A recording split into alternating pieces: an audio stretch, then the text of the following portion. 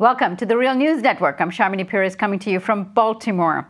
United Nations Secretary General Ban Ki-moon, in a phone call with President Joseph Kabila of the Democratic Republic of the Congo, appealed for decisive action against the armed group Democratic Forces for the Liberation of Rwanda, known as FDLR, after it failed to surrender by the January 2nd deadline. So now preparations are underway for an offensive against Rwandan rebels in the Eastern Democratic Republic of Congo. In the meantime, officials in Burundi said on Monday that the army has killed 95 rebels who poured across the border from eastern Congo. To give us an update on the developments, joining us from Washington, D.C. is Kambale Musavuli. He is a native of the Democratic Republic of Congo. He is also a human rights activist and the student coordinator and national spokesperson for the Friends of the Congo. Thank you so much for joining us. Thank you, Shamini. So give us a report of what's going on at the moment on the ground. On the ground at the moment, at least from the United Nations side, there is a lot of talks around military operations in the eastern part of the Congo. This is coming mainly from the United States government. This is being pushed by the U.S. Special Envoy to the Great Lakes region. His name is Feingold, to actually not just use the United Nations forces, but to actually bring U.S. special ops to the Congo to tackle the Rwandan Hutu rebels called the FDLR, who have been in Congo since the end of the Rwandan conflict, which resulted in the genocide in 1994. It's quite surprising to actually see that after multiple military operations against the FDLR since 1994, the United States continue to advocate for military actions inside of the Congo to deal with political problems. The Hutu rebels who are in the Congo cannot be dealt with by military pressure or military actions. It has not worked in the past. It's not going to work now. I believe this will be a Pandora box of U.S. Special forces coming into the Congo in the guise of dismantling a rebel group in the Congo and then stay and install the United States AFRICOM.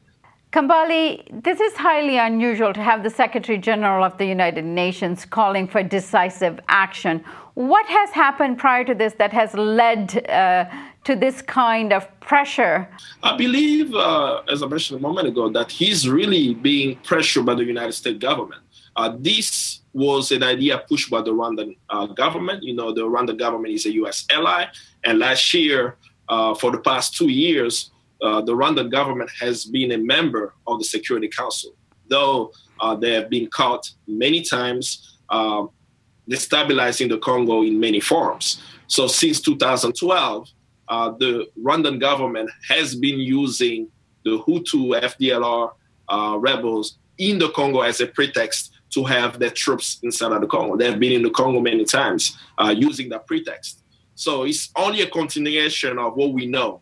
We know, just as with Uganda, how the Ugandan president Museveni uses CONI and the Lord Resistance Army, the LRA, as a pretext to have his troops in other African countries. This is the same thing that the Rwandan government, the Rwandan military is using to come to the Congo, using its ally, the United States, to put pressure on the United Nations to have military forces. But I would quote a former UN commander, Patrick Kammert. Patrick Kammert was the UN commanders of UN forces in the Congo. He's no longer there, but in 2008, he can be quoted saying that the Rwandan Hutu FDLR is a political problem. Now, we can put military pressure on the FDLR. It will not end the crisis. What needs to happen is it needs to be dealt with politically. What does that mean? I think that the international community, specifically the United States policymakers, need to listen to the Tanzanian president, Kikwete, who proposed a solution for peace and stability in the Great Lakes region, which include Rwanda, Uganda, and Congo. He said to deal with the Rwandan Hutu FDLR rebel forces in the Congo, we need dialogue. is encouraging the president of Rwanda and the FDLR rebel groups to come to the table to deal with the issues. Why is that important? We have about 2,000 remnants, Hutu FDLRs inside of the Congo, give or take. About 100 of them, documented by the United Nations, 100, 150 of them participated in the Rwandan genocide.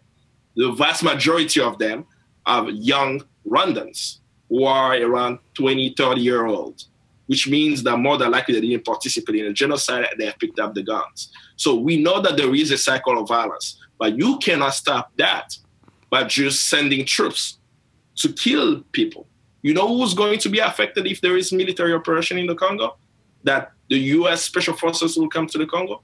The Congolese civilians will be the one who are going to pay the price. We have already lost 6 million Congolese to this conflict since 1996. We do not need any more bloodshed.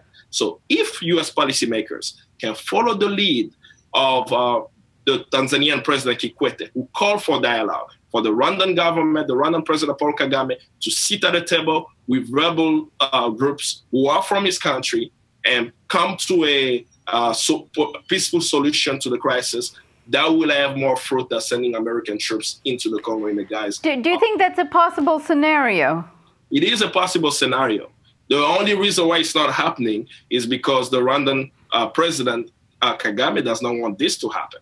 He knows by the moment that the FDLR problem is over with, it will no longer have any pretext. But the second thing also you have to remember, we are talking about Rwandans. I'm not only speaking about the Hutu rebels, but we have hundreds of thousands of Rwandans who have to be repatriated into the country.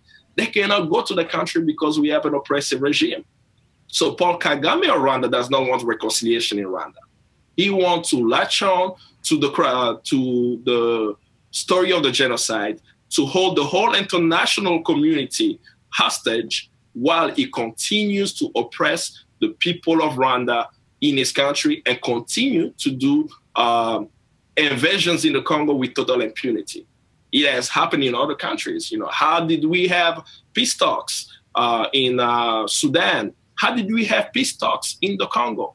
How come since 1994 there has not been peace talks with the Hutu FDLR and the Rwandan government? Can you imagine that since 1994 to present, there have not been any peace talks to reconcile the Rwandans so they can have peace and stability?